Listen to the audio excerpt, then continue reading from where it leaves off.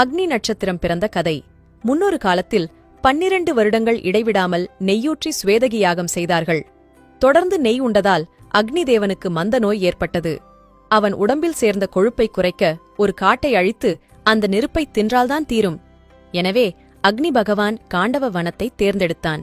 அவ்வனத்தில் உள்ள அரக்கர்களும் கொடிய விலங்குகளும் தாவரங்களும் சாந்தமான விலங்குகளும் தங்களை அக்னி தேவனின் அழிவிலிருந்து காப்பாற்ற வேண்டும் என வருணதேவனிடம் முறையிட்டன. அக்னி, உங்களை ஒன்றும் செய்யாமல் நான் காக்கிறேன் என வருணன் கூறினான். இதையறிந்த அக்னி கிருஷ்ணரிடம் ஓடி, நான் காண்டவ வனத்தை அழிக்க முடியாமல் வருணன் கனமழை பெய்விக்கிறான், என்னை காப்பாற்றுங்கள் என முறையிட்டான். கிருஷ்ணன் அர்ச்சுனனை பார்த்தார். அர்ச்சுனன் அம்புகளை சரமாரியாக எய்து வானை மறைத்து சரக்கூடு கட்டினான். அப்போது அக்னிதேவன் தன் 7 நாக்குகளால் வனத்தை எரிக்க முற்பட்டான். அப்போது கிருஷ்ணர், 21 நாட்கள்தான் உனக்கு அவகாசம், அதற்குள் உன் பசியை தீர்த்துக்கொள் என்றார். அதன்படி அக்னி காண்டவ வனத்தை அழித்து விழுங்கி தன் பசி தணிந்த அந்த 21 நாட்கள்தான் அக்னி நட்சத்திர தினம் என்றும் கத்திரி வெயில் என்றும் கூறுகின்றனர்.